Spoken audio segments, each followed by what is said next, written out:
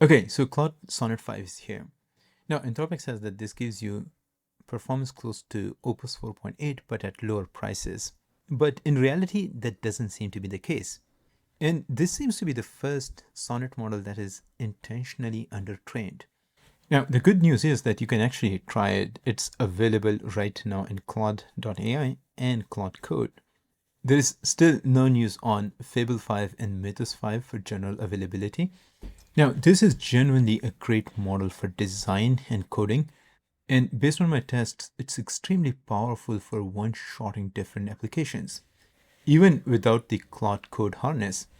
Now, there are some really interesting things in the technical report, including the model seems to be self-aware that it is being tested. Okay, so I'm going to show you some live tests, but before that, let's quickly look at the blog post and some benchmarks. Okay, so they are framing this to be close to Opus 4.8. It's actually much better compared to the previous Sonnet 4.6, and it's a big version jump. Seems like the next Opus is also going to be Opus 5. But in reality, the prices are actually higher, and I'm going to explain that in a bit. So some benchmarks. Now, if you compare it to Sonnet 4.6, it's a huge improvement all across the board.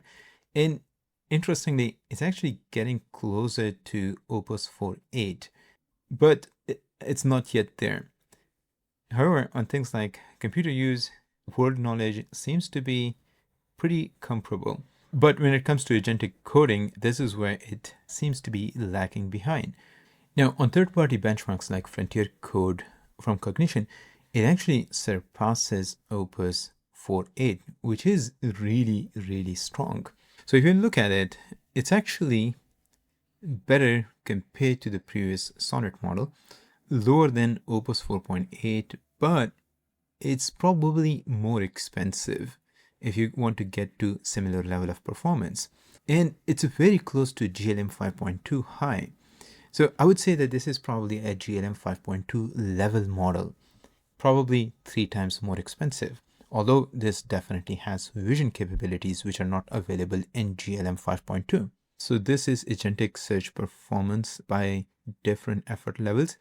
Now, Anthropic is providing this. The orange one is Opus 4.8, the gray one is Sonnet 4.6, and then we have Sonnet 5, which is substantially better compared to Sonnet 4.6, which is expected, but it's actually lower in performance compared to Opus 4.8. I would say it's probably Opus 4.7 level performance.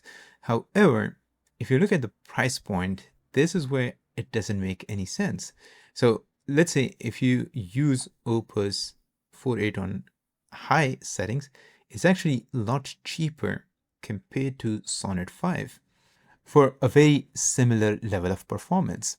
Now, there's another benchmark, which is agentic computer use.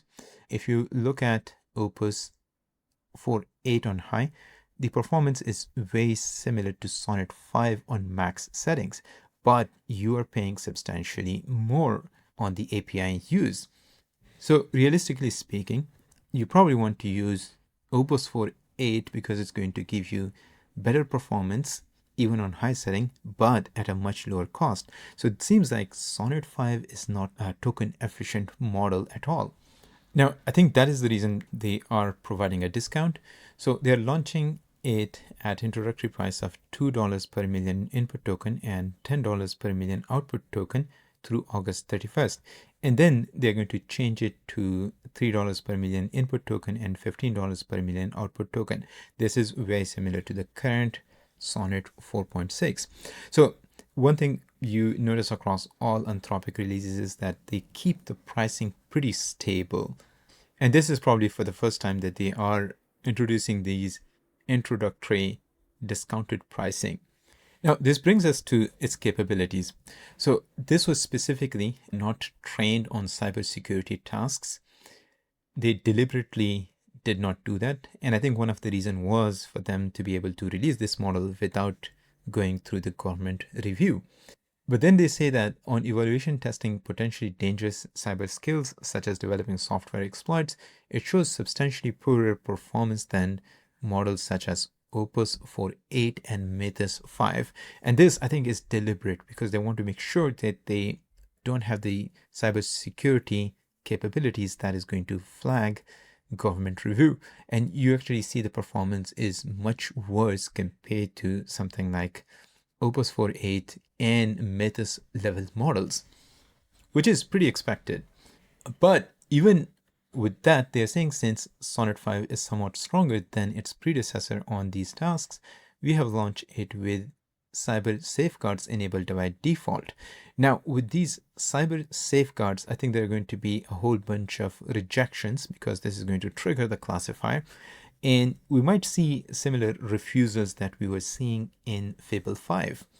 Okay, let's see how exactly does this work in practice. If you go to cloud.ai, it's available.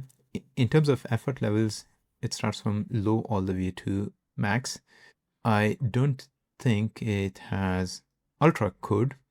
Okay, so it's already available in Cloud Code, and you can actually set it to ultra code if you want. I'm going to probably create a more detailed video on testing it inside Cloud Code Harness, but let me show you its one-shot capabilities. Okay, and for this, we're going to be using cloud.ai. I ran this on extra settings for a couple of prompts, so let me show you those results. Now, the very first one was asking it to design a web page. I really wanted to show how good this is at web design, and it's really strong. So out of the box, the web design doesn't really look like AI generated slop, which is pretty neat. I think it definitely needs some more work, but this is single shot. Most of the models that I have tried actually struggle with this specific prompt, but it seems like it's doing a pretty good job.